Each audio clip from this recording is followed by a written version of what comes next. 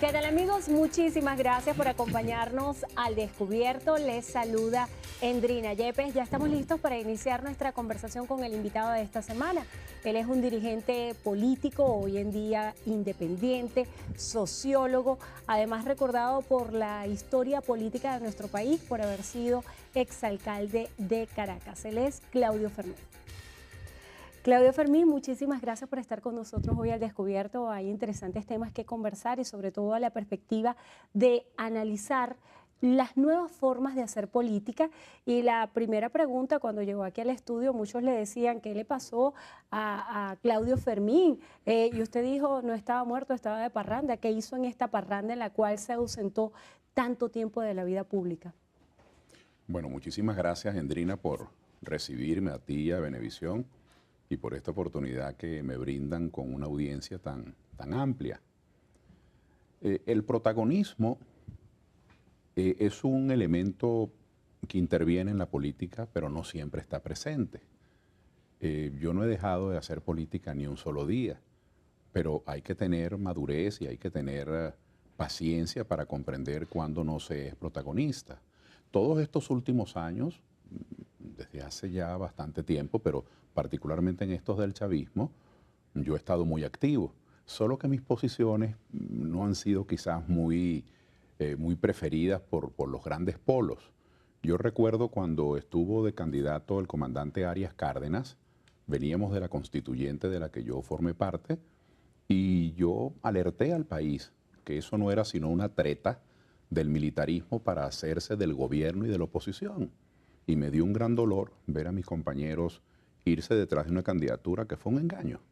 Luego vino esto del paro petrolero, por supuesto, detonado por los grandes atropellos contra los gerentes, contra los profesionales de la industria. No se merecían ese maltrato que ha perjudicado tanto a la industria, pero el paro era una medida con la que yo no estuve acorde. Porque si cada vez que tengamos un presidente cuestionable, si cada vez que tengamos un presidente con el que estemos en absoluto desacuerdo, vamos a matar la gallina de los huevos de oro, me pareció un disparate. Luego no estuve de acuerdo con la Plaza Altamira porque el mensaje, el metamensaje, era que la solución para sustituir a los militares malos eran los militares buenos, y siempre he estado en desacuerdo con la participación de los militares en política. Ese no era el mensaje.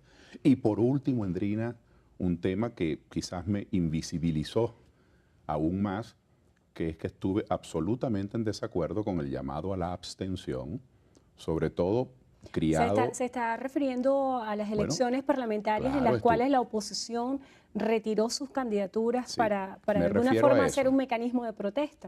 Bueno, fue un modo de, más que un modo de protesta, creo que fue una estrategia política de algunos partidos para no contarse, para no quedar en evidencia que otros posiblemente tenían más votos que ellos, y una estrategia de algunos medios de comunicación, bueno, que mientras más conflictivo sea el momento y mientras más controversial sea, pues esos medios tienen más protagonismo. Entonces, algunos medios de comunicación y algunos movimientos políticos decretaron la abstención.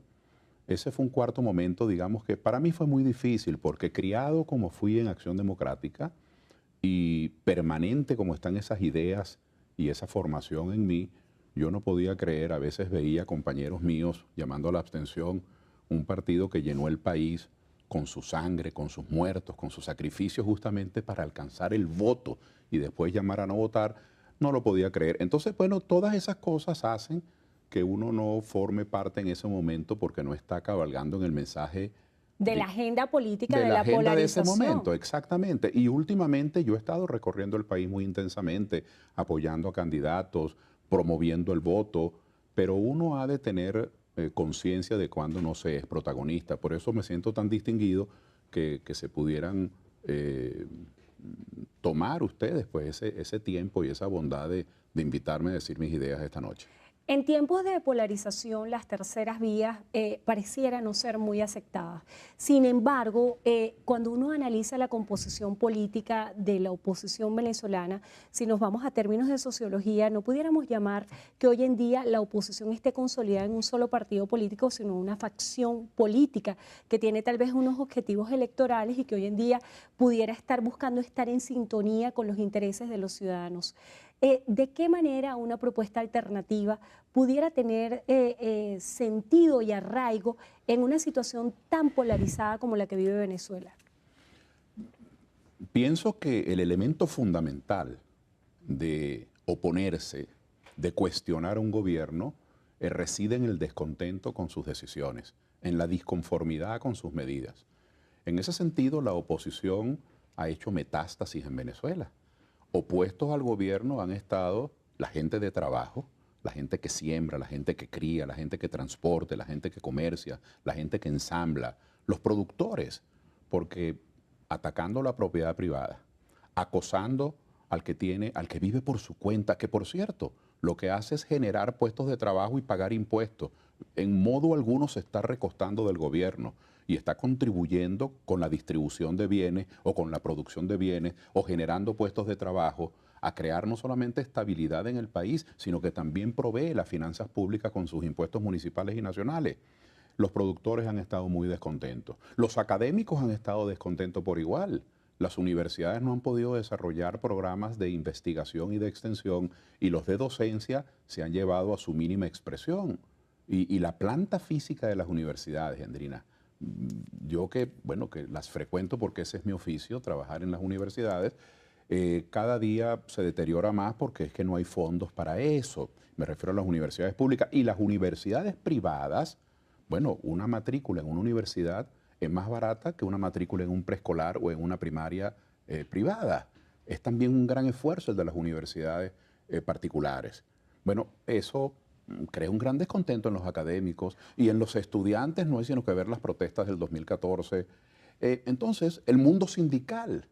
En estos días estaba hablando yo con compañeros trabajadores del sector petrolero que están realmente indignados por una cantidad de fechorías y de marramucias que se están haciendo para alterar las listas de los trabajadores que irían a votar para elegir la federación. Bueno, y los trabajadores están igual de asombrados. Mira, aquí no ha habido un solo trabajador que en 18 años, un trabajador del gobierno, de un ministerio, de una gobernación, de una empresa del Estado, tampoco de una empresa rusa, china, brasileña o iraní, que le haya ganado un juicio al patrono porque las oficinas del trabajo han estado intervenidas por el dogma político. Entonces el descontento está en los trabajadores, en los gremios, en los productores, en los académicos, en las amas de casa. Lo que ocurre es que quienes canalizan ese discurso, quienes proveen de manera sistemática todos los días, con gran esfuerzo, esa resistencia son los políticos. Y los políticos tenemos un elemento de expresión que es lo electoral. Entonces hay en lo electoral existe una amalgama, una estrategia muchísimo más coordinada que aparenta ser un solo organismo, pero en la vida cotidiana, qué lástima que los productores agropecuarios, que los sindicalistas, que los gremialistas, que los centros de estudiantes, que los académicos terminen siendo simplemente gestores ante los políticos. Es como una participación de segundo grado. Ellos tienen que gestionar ante los políticos cuanto quieren como reivindicación. Distinto sería si formasen parte de la mesa ellos también. Pero eso tendrá que venir. Eso vendrá, es todo un desarrollo. Ese es un tema bien complejo, sobre todo también cuando se ha hablado de la necesidad del rescate de las instituciones en Venezuela y de la autonomía de las figuras que pudiera tener el Estado más allá de los objetivos políticos electorales. Si le tocara hacer un balance hoy de las instituciones en Venezuela, ¿cómo le pudiera parecer? Si nosotros, los venezolanos, nos sumergiéramos en el fortalecimiento de las instituciones, en que tuviésemos modos de proceder, respuestas a convenir, a investigar, a producir de manera institucional, el país adquiriría una gran fluidez, una gran normalidad. Pero en Venezuela ha habido un derrumbe de las instituciones. En Venezuela el país ha estado en un permanente borrador, el país ha estado en boceto en los últimos 20 años, porque las instituciones han sido degradadas, no solamente la autonomía que han de tener las instituciones públicas mayores, como los poderes públicos que hoy están colonizados por el Ejecutivo. El presidente Maduro, al igual que lo hacía el presidente Chávez, da instrucciones así de sopetón en una cadena y le dice al Tribunal Supremo qué es lo que tiene que decretar y qué es lo que tiene que decidir. El Consejo Electoral, bueno, lamentablemente su principal función, cuál es la de organizar elecciones y promover la asociación política. Sin embargo, el Consejo Electoral termina siendo, en la cotidianeidad, ¿no?, en la práctica, termina siendo un organismo que obstruye la conformación de nuevos partidos políticos y que impide las elecciones. Está actuando contra natura. Entonces es una institución que está invalidada por su propia conducta. Y lo mismo está ocurriendo en otros organismos públicos como los tribunales y en el Parlamento, por cierto, en la Asamblea Nacional. Este ha sido el primer semestre en 17 años y medio, estamos en el año 18 de gobierno del chavismo. Este ha sido el primer semestre, el que está concluyendo ahora, el que acaba de concluir, primer semestre cuando el gobierno chavista no tiene mayoría en la Asamblea. Pero eso no quiere decir que no tenga presencia, pero no tiene mayoría. Del resto fue una hegemonía, quizás sería la palabra para hablar de los asuntos públicos, pero quiere oírme a otras instituciones que no son los poderes públicos. ¿Qué pasa con las iglesias? ¿Y qué pasa con las asociaciones de vecinos? ¿Y qué ocurre con otras instituciones estudiantiles, por ejemplo, y también o deportivas? sería muy Tampoco están interesante funcionando. hablar de las nuevas instituciones que sociológicamente se han creado en este tiempo, figuras que antes no existían en la Novísimas, historia ¿verdad? republicana, son novísimas, como por ejemplo la figura de los consejos comunales. Yo quisiera que más adelante analizáramos desde el punto de vista de organismos creados en estos 18 años, cuál pudiera ser la figura de equilibrio que pudiera existir en estas instituciones que ya se han consolidado como instituciones en Venezuela. Y también en la próxima parte quisiera que habláramos, porque mucha gente que estará viendo el programa estará haciendo una retrospectiva de la posición que ocupó usted en Acción Democrática acerca de lo que fue esa Cuarta República.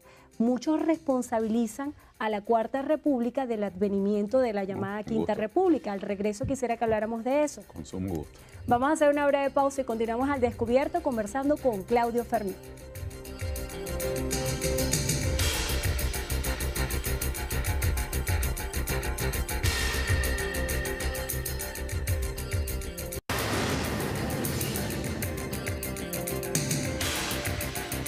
Gracias por acompañarnos. Continuamos al descubierto. Estamos conversando con el político Claudio Fermín. Recordemos que él es sociólogo, profesor universitario, exalcalde de Caracas, ex candidato presidencial. En la parte anterior quedaba en el aire su análisis acerca de las nuevas instituciones que se han creado en estos años, cómo hacer para que sean figuras de equilibrio en la sociedad, y también su respuesta acerca de los errores que usted pudiera considerar más contundentes y de qué manera Acción Democrática, el partido en el cual usted militó, pudo haber sido responsable del advenimiento del chavismo. En cuanto a las nuevas instituciones, hay unas novísimas, como el caso del referendo revocatorio, que no es posible compararlo, puesto por su propia definición genética, es novísima, no existía antes. Sin embargo, en estos momentos está teniendo un arranque difícil por todas las obstrucciones, de lo que podemos conversar más adelante. Pero hay otras que, aunque la propaganda oficialista, aunque la recurrencia de las cadenas y de apropiarse de ciertas categorías políticas hizo que el presidente Chávez las presentase como nuevas, pues no lo son. Nosotros tuvimos en Venezuela juntas comunales antes de que yo naciera. O sea, que usted dice que el planteamiento tal vez fue semántico. Lo que digo es que, permíteme redactarlo de esta manera, tuvimos juntas comunales. Yo recuerdo que cuando me tocó llegar a la alcaldía de Caracas, igual que todos los demás 300 y tantos alcaldes, Ese año de 1990 redactamos el reglamento de funcionamiento de las juntas parroquiales. Las viejas juntas comunales fueron elevadas de categoría a juntas parroquiales. Procedimos en ese entonces a asignarles presupuesto a las juntas parroquiales que eran vecinos. En forma de circuitos. Sí, vecinos electos, digamos que en forma de circuito. Pero algo más, yo al menos puedo narrar mi experiencia, que no fue única. Por esa experiencia pasaron decenas de alcaldes. Pero los 3 presupuestos que a mí me tocó gestionar, porque en ese entonces los alcaldes estábamos en ejercicio 3 años, ahora son 4 años, esos 3 presupuestos fueron elaborados de consuno con las juntas parroquiales. Había una participación directa. Y luego, una vez llegado el presidente Chávez, los consejos comunales se suponían una instancia mucho más cercana que la parroquia. Es decir, la parroquia la desagregas en diferentes comunidades y a los consejos comunales se les daba un efecto de participación. A mí me parece muy positivo y yo pienso que eso tenemos que mantenerlo porque en el fondo, es un nuevo léxico para las asociaciones de vecinos, solo que ahora que esos consejos comunales tienen una capacidad de traducir sus reclamos en algún tipo de administración, esa administración sí tiene que ser revisada. Porque eso de que un consejo comunal tenga una partida, claro, estos son casos excepcionales, pero hay que revisarlo, que haya una partida para un consejo comunal y que termine el señor presidente del consejo comunal haciendo un programa de autoconstrucción para sus 10 sobrinos, sus 2 primos y su esposa, eso es una irregularidad, ¿verdad? Pero salvo esas irregularidades de mala administración que son perfectibles, la idea del consejo comunal a mí me parece muy apropiada, que es el vecino tomando decisiones. Ahora, ¿tomando decisiones en qué? Nosotros los vecinos, tú y yo, Endrina, en nuestro edificio, en nuestra cuadra, en nuestro barrio, en nuestra quebrada, podemos tomar decisiones y las mejores en materia de ornato, en materia de recolección de desechos públicos, en materia de la política de alumbrado, en materia de auxilio a la política de seguridad, en apoyo a la comunidad educativa, pero hay excesos. ¿Qué entidad tenemos? Digo tú y yo para no mencionar a nadie ausente, ¿no? Y para no lastimar a nadie involuntariamente. ¿Qué entidad podríamos tener tú y yo, que somos 2 personas común y corrientes en el vecindario nuestro, para tener entidad para designar al director de la escuela o para destituirlo? Entonces ha habido un maximalismo, se ha incurrido en ultrapetita, en demagogia, para tratar de subrayar lo que son las funciones del Consejo Comunal. O sea, que ese empoderamiento usted lo considera que ha sido de alguna manera desmedido. No, yo lo que creo es que el empoderamiento de los consejos comunales es deseable, pero delimitando funciones, porque nosotros mismos como consejos comunales, o nosotros como juntas parroquiales, o nosotros como alcaldía, o nosotros como gobernación, o nosotros como ministerio, hemos de tener nuestras funciones delimitadas. Pero esa especie de filosofía de toero, que para yo fortalecer mi mensaje propagandístico según el cual todo el mundo está participando, entonces todo el mundo hace de todo, eso es dañino, pero esa es una institución extraordinaria. Ahora revisando Perdón, y el solo segundo planteamiento. Pero planteamiento. solo un agregado, y ojalá que eso se extendiese al sector sindical y gremial, porque así como tú y yo como vecinos tenemos el derecho de participar y de decidir en nuestra vida cotidiana, también los sindicatos que han sido echados a un lado, los gremios que han sido ignorados. Así que tenemos mucho que hacer en la reconstrucción de la participación de la gente. Acerca de la participación y de lo que hablaba antes, Ajá. los errores políticos que se cometieron en Acción Democrática. Para muchos usted puede ser un representante visible de lo que fue la Cuarta República. ¿De qué manera usted se puede sentir identificado con esa llamada Cuarta República? ¿De qué manera los partidos tradicionales en ese esquema de alternabilidad pendular que tenía Acción Democrática y COPEI pudieron haber sido responsables de la crisis que se está viviendo hoy? Siendo autocrítico, yo espero estas respuestas de su parte con total honestidad. Te digo lo que pienso. Bueno, comienzo por lo último. Después de 1830, Dios tenga en la gloria al general Páez, después de 1830, y gracias a ese esfuerzo emancipador del presidente Simón Bolívar, Venezuela no fue gobernada de nuevo por extranjeros, más nunca. Bueno, hay una discusión ahora sobre la partida de nacimiento de Maduro, y eso se aclarará. Pero salvo este debate, después del año 30 del siglo antepasado, 1830, aquí no hubo nunca una república que no fuera venezolana. Se le llama justamente así porque hubo otros intentos independentistas y en nuestros espacios territoriales coincidieron gobiernos españoles y gobiernos patriotas. Pero luego de 1830 aquí no ha habido sino una sola república venezolana. Por lo tanto, protesto cívicamente el que sigamos falsificando la historia de Venezuela. En dividir la historia en dos. Simplemente, no la podemos dividir, pero no la falsifiquemos con eso de Quinta República, porque eso fue simplemente una categoría propagandística. Y una categoría propagandística muy exitosa, pero que es una falsificación de la historia. Después de 1830, salvo el debate de estos últimos años con Maduro, y eso se aclarará, aquí no ha habido ningún extranjero gobernando el país. Pero vamos al fondo de tu pregunta, que es lo que es fascinante. Mira, Acción Democrática, ¿qué responsabilidad tuvo en esto que está ocurriendo con el chavismo? El chavismo tiene 18 años en el gobierno. Yo quiero recordarles a la audiencia del Descubierto qué pasó hace 18 años.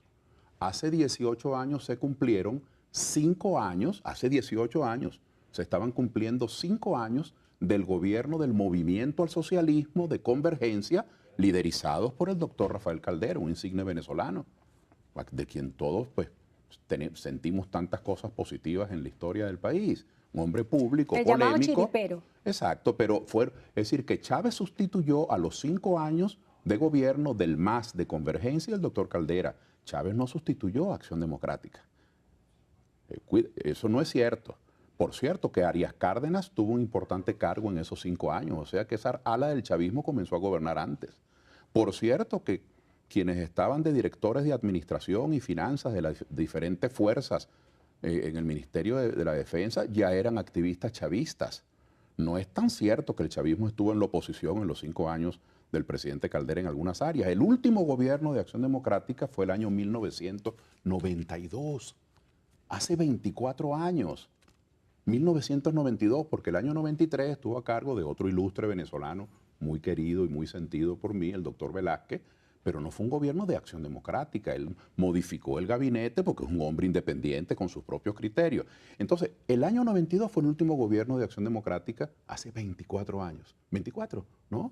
Estamos en el 16 más 8, 24 años. 24 años. Eso es como si el presidente Pérez el año 73 le quisiese echar la culpa de algo que le estaba haciendo equivocadamente al presidente Delgado Chalbó. O sea, si tú vas a acudir a lo que ocurrió hace 24 años para justificar cualquier omisión o falla, no solamente que desde el punto de vista metodológico te estás engañando, porque eso sería asumir que después de esos 24 años nada ocurrió, ninguna variable concurriente. Pero a su juicio, en concreto, ¿esa etapa de la historia la califica como positiva o negativa? ¿Considera que algunos errores que se cometieron pudieron derivar en el chavismo? Errores se cometieron muchísimos, como toda actividad humana. Pero quiero aclararle a los televidentes que la inmensa mayoría son jóvenes y que los televidentes de 30 años que nos están viendo tenían tan solo 12 años cuando empezó el chavismo. El chavismo le ganó a 5 años de gobierno del MAS y de convergencia. No era Acción Democrática el gobierno. Y el muchacho de 18 años que en Mirimire fue a votar por Chávez, o la joven de 19 años que en Barinita fue a votar por Chávez, o que fue a votar por Chávez allá en Cariaco, no es verdad que fue a protestar contra 40 años, no fue a votar ese año, porque ese año no había empleo, los hospitales no funcionaban, había inflación, existía delincuencia. Entonces yo creo que no se puede estar falsificando la historia. En cuanto al balance de Acción Democrática, hay que estudiarlo. Y estoy de acuerdo con la invitación que tú nos haces. Hay que estudiarlo porque Acción Democrática cubrió un pedazo muy importante de la historia de Venezuela. Y así como se cometieron, en mi opinión, desviaciones, no solo de AD, sino de otros partidos, pero hablo del que más me duele. Así como se cometieron desviaciones de un partido que promovió la democratización, terminó siendo un partido de cogollo, eso es un balance, en mi opinión, negativo. Igual, dígame, en esos 2 años de Rómulo Betancourt, en esos 2 primeros años de Betancourt, por ejemplo, ahora que se habla tanto de antiimperialismo, las 2 medidas más importantes contra lo que entonces se llamaba el imperialismo, término que tiene que ser revisado ahora que vivimos en globalización, pero en el inicio de la década de los 60, ¿usted sabe lo que significa haber fomentado la creación de la Organización de Países Exportadores de Petróleo? Poner en manos de los productores de materia prima el privilegio y el poder a veces repugnante que tenían los países industrializados que ponían el precio de la materia. Eso fue una medida antiimperialista. Y la otra, el reclamo del Esequibo, ese reclamo que Chávez abandonó frente a la Gran Bretaña, una potencia tan importante. Entonces yo recupero para la historia la lucha antiimperialista, la masificación de la educación, la protección de los trabajadores, la infraestructura. La planta física, educativa y sanitaria, se llenaron los municipios de Venezuela de escuelas. Cuando Betancur llegó en 1959, para los más jóvenes, en Venezuela teníamos funcionando dos universidades, dos. Cuando Acción Democrática dejó en 1992, que fue la última vez cuando estuvo en gobierno, el poder, en Venezuela había más de 150 universidades e institutos tecnológicos, es decir, entidades de educación superior. En mi punto de vista el balance fue positivo y culmino con esto, la alternabilidad. Usted sabe lo que significa que durante 40 años de gobiernos civiles, que ya esa es una gran reivindicación, ya, porque en 150 años, de 1810 a 1958, en ese siglo y medio, ¿qué gobierno civil tuvimos? El doctor José María Vargas, el doctor Rojas Paul y el doctor Andueza Palacio, antes de los 11 meses del maestro Rómulo Gallegos. Del resto todos fueron militares. Haber construido el régimen civil en Venezuela es un gran mérito, pero una cosa, la alternabilidad. Siempre gobernó la oposición, qué cosa tan terrible. Una de las grandes mentiras propagandísticas era eso del continuismo de los 40 años. Fíjese que Betancur ganó el año 58, gobernó con los perdedores, es otra cosa. Eso no ha ocurrido en Venezuela nunca. Es decir, que gobiernan los perdedores y los televidentes dirán, ¿cómo es eso, Claudio? Sí. Cuando Betancur ganó, que fue Acción Democrática, gobernó con dos perdedores, COPEI y URD. URD se sale del gobierno antes de la mitad del periodo, gana Leoni el año 63 las elecciones y el Frente Nacional Democrático, que fue un partido construido por el doctor Uslar Pieter, ese admirado venezolano, para ser candidato, era oposición y perdió. Y URD, que se había ido a la oposición, perdió. Y URD y el Frente Nacional Democrático fueron gobierno, los perdedores volvieron a gobernar. De tal manera que esa fama de sectario no es tan bien ganada. Carlos Andrés Pérez, por ejemplo, dentro del propio partido recibió muchas críticas porque gobernaba, decían algunos, con los tecnócratas, con gente ajena al partido. Otra prueba de que el sectarismo era mentira. Entonces, cuando uno observa, nunca ganó el gobierno. Porque es verdad que ganó Raúl Leoni, que era un líder fundador de AD, igual que Betancur, pero la conformación de ese gobierno fue distinto. Luego ganó el doctor Caldera, que era oposición. Luego ganó Carlos Andrés Pérez, que era oposición. Luego ganó el presidente Herrera, que no solamente era oposición, sino que gobernó con un COPEI completamente distinto del COPEI que había gobernado con Caldera. Luego ganó Jaime Lucinchi, el doctor Lucinchi, importante líder popular, que era oposición. Y aquí viene un dato curioso. Si bien es cierto que Carlos Andrés Pérez gana después, el 88, y es otro hombre de AD, las divisiones entre lucinchismo y carlosandresismo eran tan muy hostiles, marcadas, eran tan, desmantelaban, y de hecho desmantelaron Acción Democrática esas pésimas relaciones entre los líderes fundamentales de carlosandresismo y lucinchismo que no la supieron administrar. Que podríamos decir, quien diga que ganó el gobierno está haciendo un constructo histórico, está falsificando. Ahí no hubo continuidad de AD. No. Y luego, después del presidente Pérez, gana el doctor Caldera, que era oposición, y después de Caldera gana Chávez, que era oposición. ¿Dónde está el continuismo? Entonces, bueno, ya hemos hecho la historia una se ha revisión. llenado de intentos de falsificación que no podemos admitir. Ya hemos hecho una revisión de la historia bien interesante y sobre todo muy oportuna para todos los venezolanos, porque el que no aprende la lección, la vida se la repite, así dice una máxima popular. Yo quisiera que en la próxima parte nos viniéramos al presente, con gusto, a problemas que están aquejando a los venezolanos, el tema del desabastecimiento, que se ha convertido en un tema central, la crisis económica, el abordaje que ha hecho el Ejecutivo Nacional y los distintos planteamientos, así como el más reciente que se hizo esta semana, la misión Abastecimiento Seguro a cargo del ministro de la Defensa, general Vladimir Padrino López, como una respuesta sustancial a lo que el gobierno ha calificado como una guerra económica. Vamos a hacer una breve pausa y continuamos al descubierto conversando con Claudio Fernández.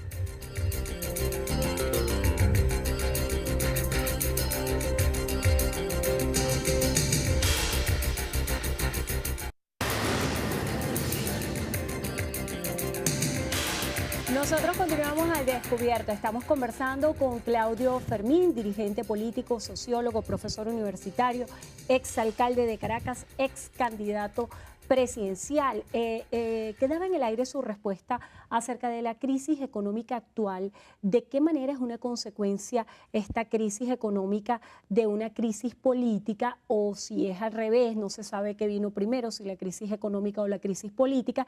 Lo cierto es que para muchos ciudadanos que no tienen una comprensión de materia económica más profunda a nivel de términos de macroeconomía, hay realidades concretas como el desabastecimiento, las colas, figuras también novísimas como la del bachaquero. Desde el punto de vista político, ¿cuál debería ser la respuesta? Los venezolanos tenemos patrimonios extraordinarios, Andrina. Nuestra historia, nuestra manera de ser, el cariño que nos profesamos. Es tanto el patrimonio espiritual de los venezolanos, por no referirme a sus suelos, a sus tierras, al clima, al talento que emerge de las universidades o que se forma en una finca, en una industria, en un comercio. Pero la crisis económica tiene que ver con el maltrato a nuestro patrimonio. Eso de decirle a la gente, tú no tienes porque aquel tiene. Por eso es que tú no tienes porque aquel tiene. Ese veneno que se inoculó en millones de personas es imperdonable. Contra eso no hay un juicio en un tribunal. Contra eso no hay un juicio celestial. Pero contra eso debe haber el juicio de la conciencia. Porque eso fue inyectando en las mentes de muchas gentes la idea que el empresario, el productor, es alguien de quien se puede prescindir. Eso no vale nada. ¿Usted sabe lo que significa destinarle talento y tiempo a concebir un proyecto, a buscar un socio, a ahorrar un dinero o a hipotecar una casa o una propiedad para poder comprar una maquinaria, sacar adelante cualquier tipo de negocito, pequeño, mediano, grande, pagar empleados, pagar impuestos? Yo estoy cansado de ver restaurantes de 30, 40 mesas vacíos, pero todos los viernes pagan la nómina y pagan el impuesto al día. Yo he visto talleres mecánicos vacíos. Dígame ahora que no hay repuestos para automóviles, que no se consiguen. Los talleres vacíos, pero todos los viernes pagan la nómina. Entonces aquí ha habido un maltrato a la gente de trabajo, que trabaja por su cuenta, y se le ha querido desestimar, se le ha querido humillar. Ese señor a quien llaman despectivamente empresario, mientras nosotros los empleados, los trabajadores llegamos a las 8, ese llega a las 6. Y hablando del restaurante, mientras nosotros, los mesoneros o los que trabajamos allí, llegamos a las 10, esos a las 4 están en Quinta Crespo o en coche comprando los insumos. Entonces, tú me preguntas por la crisis económica y yo me extiendo demasiado quizás en esta primera parte para decir que si no se tiene respeto, si no se tiene noción de lo que cuesta producir, ¿cómo no va a haber crisis económica? Si usted, recientemente multaron 172 panaderías. Entonces, a los sobrevivientes, a quienes todavía quedan, a quienes no han quebrado, en vez de estimularlos, en vez de incentivarlos, en vez de darles un espaldarazo institucional, entonces el gobierno los multa, los persigue, porque sigue buscando el culpable en quien tiene la lucha de clases. Ese planteamiento comunista ha carcomido la economía nacional, expropiaciones, persecuciones, desmantelamiento. Bueno, fíjate, nacionalizaron empresas de café y no hay café. Estatizaron empresas de aceite y no hay aceite. Estatizaron 3 grandes cementeras y no hay cementos. Yo le quiero decir a los más jóvenes, que a esos que tienen 30, 35 años y que a los 15 años estaban jugando pelota como tiene que ser. Hace 20 años usted iba a una ferretería, la ferretería del barrio, la ferretería de la esquina, y si usted estaba echando un piso en su casa o arreglando un baño para la visita que tenía o el hijo que se le casaba y que venía a vivir arrimado, usted podía comprar en la ferretería de la esquina 100 pacas de cemento, 50, la que usted quisiera. Hoy comprar una paca de cemento es conseguir una aguja en un pajar, porque se ha desmantelado el aparato productivo. Entonces el Estado, dígame en mi tierra, en Barinas, se pusieron a expropiar fincas y a expropiar fincas donde se criaban miles de animales, donde se sembraba. ¿Hoy qué hay? Nada. Hoy lo que hay es una nómina de activistas en esas fincas expropiadas. No se cría ni una vaca. Entonces, la intervención del Estado es una decisión racional y buena cuando el Estado se dedica a producir lo que los particulares no pueden hacer. Por ejemplo, tú y yo y los señores camarógrafos que están detrás de las cámaras, nosotros no podemos construir un hospital para nuestros hijos, Nosotros no podemos construir un liceo o una universidad para nuestros hijos, ni podemos construir una carretera para nuestra urbanización, para nuestro vecindario. Entonces, esas obras las hace el Estado. Pero lo que sí podemos hacer los particulares es dedicarnos a producir. Entonces, el Estado interviene en lo que no ha tenido que intervenir. En mi opinión, ese es el meollo. Ese es el vientre que ha generado esta crisis y se trancó el serrucho, porque antes, cuando el presidente Chávez estaba vivo, que bueno, estuvo vivo, coincidió su fallecimiento con la disminución de los precios del petróleo, pero los últimos 11 años, cuando él ejerció el gobierno, esos 14, los últimos años, los 11 últimos, fueron con petróleo por encima de $100. Entonces lo que Venezuela no producía, que era casi nada, porque desmantelaron el aparato productivo, lo suplían con importaciones. Pero al presidente Maduro se le trancó el serrucho, porque ni produce ni tiene capacidad de importar. ¿Usted cree que la principal dificultad que ha sorteado el presidente Nicolás Maduro es la caída abrupta de los precios de petróleo o obedece a otro tipo de problemas de liderazgo? Yo creo que la principal dificultad, con todo respeto, ¿no?, porque es muy fácil hablar viendo los toros de la barrera, como hacemos muchos ciudadanos. Él tendrá miles de dificultades, diferencias en sus partidos, problemas con la Fuerza Armada, problemas con los cubanos, chinos, rusos y brasileños que se los quieren agarrar como se lo han venido agarrando como si fuese un títere.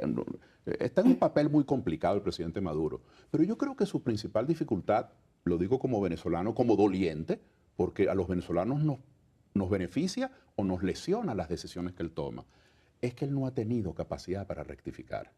Una vez cuando el señor presidente Chávez falleció y cuando disminuyeron los precios del petróleo, el presidente Maduro tuvo una circunstancia, que son los hechos de la realidad. Si te bajan los precios del petróleo, tú tenías que reducir el tamaño del Estado. Ah, no, el Estado siguió expropiando. Recientemente creó un ministerio para la minería. Y todos los días crea nuevos programas y nuevos ministerios. Tenemos 43 ministerios y vicepresidencias, 112 vicepresidencias. Eso no lo aguanta nadie, ni que el petróleo suba a $500 el barril. 2.000 empresas nacionalizadas, estatadas, confiscadas.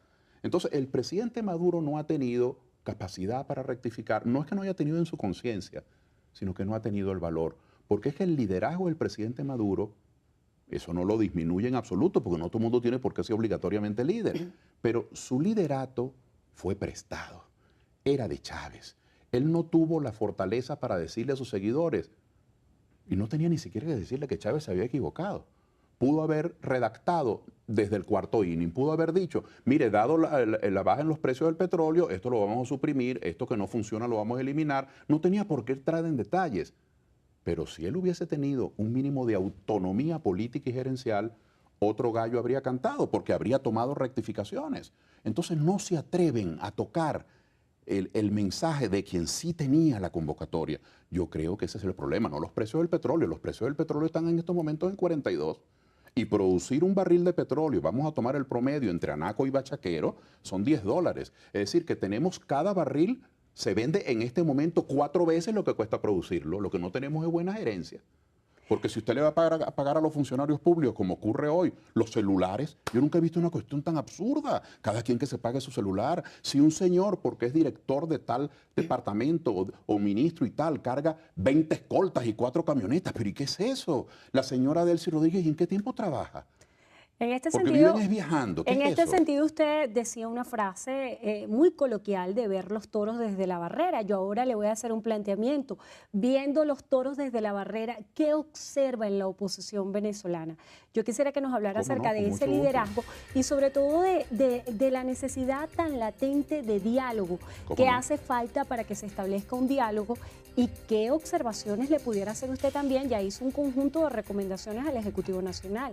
¿Qué le recomendaría a la oposición venezolana? Vamos a hacer una breve pausa y continuamos al descubierto. Estamos conversando con Claudio Fermín.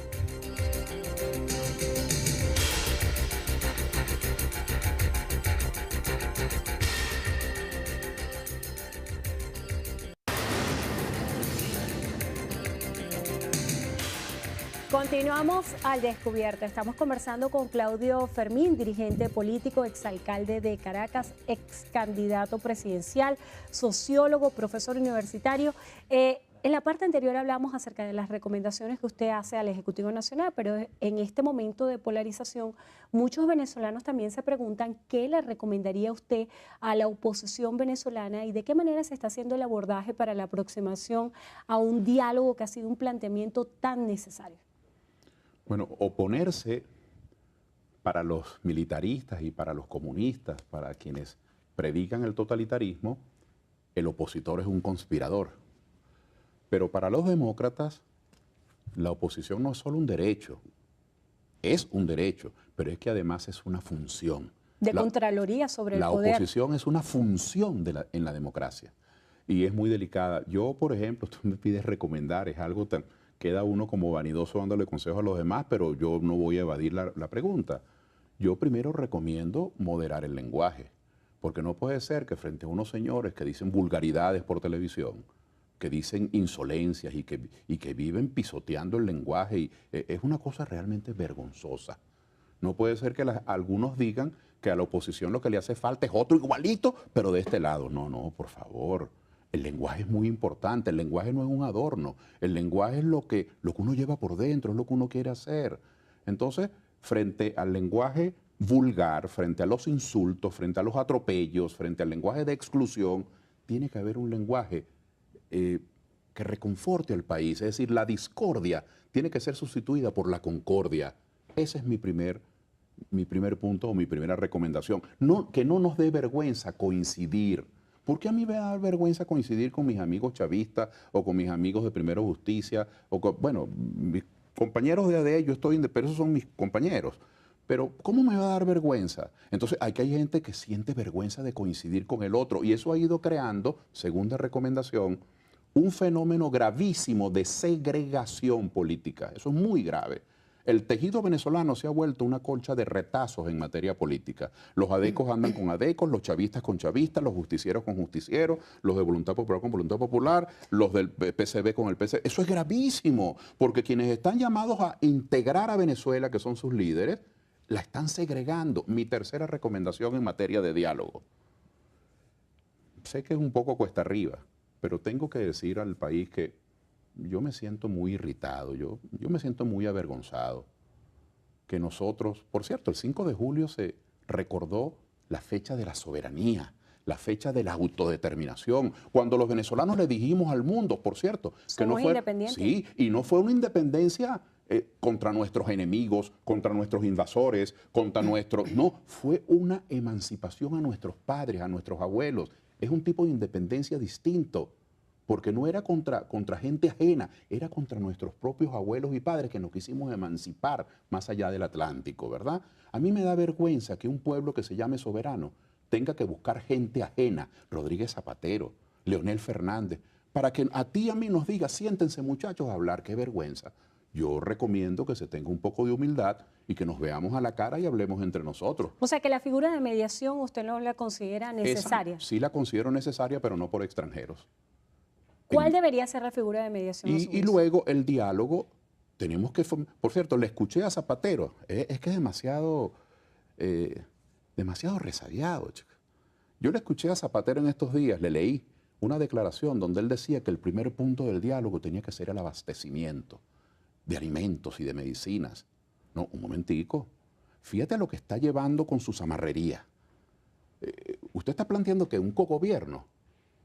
Si el presidente Maduro quiere plantear un cogobierno, destituya a sus ministros y convoque un gobierno de unidad. La oposición no está pidiendo ser cogobierno. La oposición está pidiendo que se respete la Constitución y los derechos humanos. Está pidiendo que se suelten los presos políticos porque están injustamente presos, no han cometido delito alguno. Ni Leopoldo López, ni Antonio Ledesma, por mencionar tan solo a dos. Ni Manuel Rosales, que son los más conocidos. Ni los muchachos esos policías que tienen años presos.